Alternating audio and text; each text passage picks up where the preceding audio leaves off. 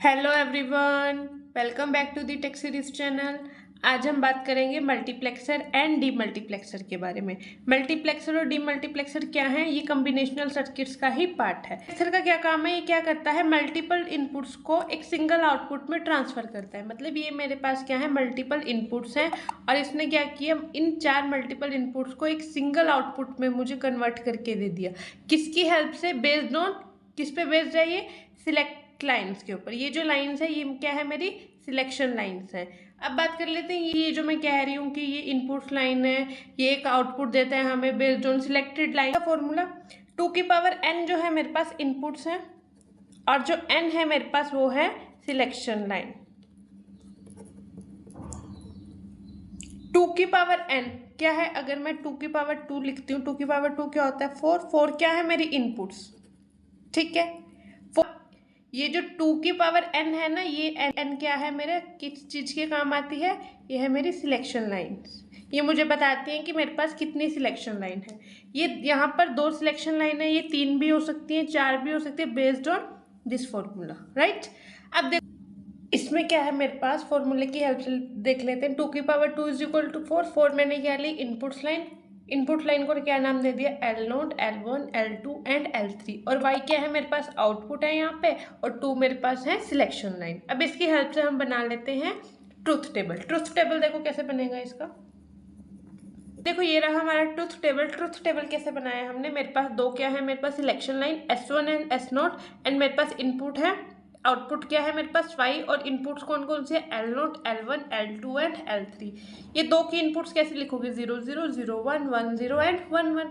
अब इसकी वर्किंग क्या है मल्टीप्लेक्सर की? जब लाइन किसी कम्बिनेशन को सिलेक्ट करती है तब सिर्फ एक इनपुट आउटपुट से कनेक्टेड होती है, बाकी क्या हो जाती है? डिस्कनेक्ट। जब मैं ये वाली इनपुट्स को सिलेक्ट करूंगी, ये वाली सिलेक्ट लाइन को सिलेक्ट करूंगी 0 0, तो मेरे पास सिर्फ और सिर्फ आउटपुट क्या होगी? L0। जब मैं 0 और 1 को सिलेक्ट करूंगी तो आउटपुट क्या होगी? L1। मतलब इनपुट लेगी और एक ही उससे कनेक्ट करी हुई हमें क्या देगी? आउटपुट देगी। अब देखो एक्सप्रेशन लिख लेते हैं। y is equal to L0। L0 के कॉरस्पॉन्डिंग क्या है? S1 का कॉम्प्लीमेंट एंड S0 का कॉम्प्लीमेंट। देन हमारे पास क्या है? L1। L1 के कॉरस्पॉन्डिंग क्या है हमारे पास? S1 का कॉम्प्लीमेंट एंड S0। फिर हमारे पास क्या है? L2। L2 के कॉरस्पॉन्डिंग क्या है? S1 एंड S0 का कॉम्प्लीमेंट। फिर हमारे पास क्या है? L3, S1 and S0। अब देखो इसका लॉजिक सर्किट कैसे बनाओगे आप। एक हमारे पास है L0, S1 का कॉम्प्लीमेंट, S0 का कॉम्प्लीमेंट। L0 S1 का कॉम्प्लीमेंट, नॉट गेट लगाया, S2 का कॉम्प्लीमेंट, S2 में भी हमने क्या लगा दिया? Not gate. डॉट रिप्रेजेंट करता है एंड गेट को, तो इन तीनों के बीच में क्या आ जाएगा? And gate. Same L1 then S1 and S0।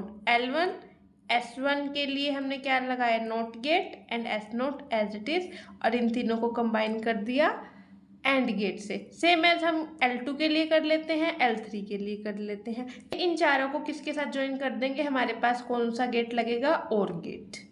तो हमारा बन जाएगा सर्किट डायग्राम। देखो कैसे बनाएंगे।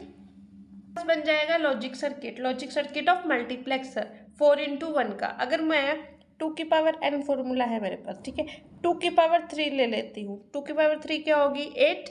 मतलब मेरे पास 8 क्या होंगी? Inputs line. 3 क्या होगी मेरे पास? Selected lines. अब आपने मुझे 8x1 मल्टीप्लेक्सर का लॉजिक डायग्राम, ट्रुथ टेबल मुझे बना के बताना है, ठीक है। ये आपके लिए होमवर्क है। अब हम बात कर लेते हैं डीमल्टीप्लेक्सर की। डीमल्टीप्लेक्सर क्या करता है? एक सिंगल इनपुट लेगा और उसको मल्टीपल आउटपुट्स में कन्वर्ट करेगा। बट यहाँ पे मल्टीप्लेक्सर का क्या काम था? मल्टीपल इनपुट्स लेगा और सिंगल आउटपुट में कन्वर्ट करेगा, है ना। मतलब क्या नजर आ रहा है आपको? डीमल्टीप्लेक्सर बिल्कुल ही रिवर्स है मल्टीप्लेक्सर का। देखो क्या होता है, इसमें इनपुट लेता है और हमें आउटपुट्स मिलती हैं मल्टीपल। एंड सिलेक्शन लाइन वही सेम प्रोसेस है कि 2 की पावर n से हमें सिलेक्शन लाइन्स पता चलेंगी। 2 की पावर 2 है तो 4 हमारे पास आउटपुट लाइन हो जाएंगी, 2 हमारे पास सिलेक्शन लाइन हो जाएंगी और 1 हमारे पास क्या है? इनपुट। ठीक है, अब इसके ट्रुथ टेबल की बात कर लेते हैं। हमारे पास 2 सिलेक्शन लाइन है, S1 and S0, 0 0 0 1 1 0 and 1 1। Output line कौन कौन सी? D0, D1, D2, D3। एक ही समय पे एक ही इनपुट लाइन ऑन होगी, बाकी सारी क्या होंगी, ऑफ होंगी। ये देखो टाइम पे एक ही आउटपुट ऑन होगी। यहाँ पे देखो डी नोट ऑन है, फिर D1, फिर D2 एंड फिर D3। अब इसके कॉरस्पॉन्डिंग हम बना लेते हैं इक्वेशंस। देखो डी नोट के कॉरस्पॉन्डिंग कौन कौन सी इक्वेशन है, S1 एंड S0 का कॉम्प्लीमेंट, दोनों का कॉम्प्लीमेंट। D1 की कॉरस्पॉन्डिंग क्या है, S1 का कॉम्प्लीमेंट एंड S0। D2 के कॉरस्पॉन्डिंग क्या है, S1 एंड S0 का कॉम्प्लीमेंट एंड D3 के कॉरस्पॉन्डिंग क्या है, S1 एंड S0। ठीक है, अब इसका सर्किट कैसे बनाओगे, बिल्कुल ही सिंपल है, बिल्कुल इजी है। क्या है हमारे पास, आउटपुट पे मुझे क्या मिल रहा है, S1 का कॉम्प्लीमेंट एंड S0 का। S1 का कॉम्प्लीमेंट यहाँ ज्वाइन हो रहा है, फिर S0 का कॉम्प्लीमेंट, फिर D1 के कॉरस्पॉन्डिंग क्या मिलेगा हमें, S1 का कॉम्प्लीमेंट। ये नॉट गेट लगाए तो ये पूरी की लाइन नॉट गेट की होगी। ये S0 के कॉरस्पॉन्डिंग हमें क्या मिल रहा है, D1, और S0 क्या है डायरेक्ट, तो S0 को डायरेक्ट नॉट गेट से पहले वाली लाइन से मैंने क्या लिया, direct line and then and gate लगाया। अब फिर S1 एंड S0 का कॉम्प्लीमेंट, S1 मैंने डायरेक्ट लिया एंड S0 का कॉम्प्लीमेंट। ठीक है, फिर D3 के कॉरस्पॉन्डिंग क्या होगा, S1 एंड S0 क्या आ जाएंगे डायरेक्ट। ये मेरा logic circuit of demultiplexer. Demultiplexer की हेल्प से हम क्या कर सकते हैं, मल्टीपल डिवाइसेस को कंट्रोल कर सकते हैं। अगर मैं इसका रियल वर्ल्ड एग्जांपल लूँ, जैसे कि एक रिमोट से हम काफ़ी सारे टेलीविजन्स को कंट्रोल कर सकते हैं उसी कंपनी के, तो आई थिंक से ये बेस्ट एग्जांपल होगा डीमल्टीप्लेक्सर का। मतलब 1 to many, एक ही रिमोट है और मेरे पास डिवाइसेस कितने हैं, अलग अलग। Thank you everyone, do not forget to subscribe my YouTube channel.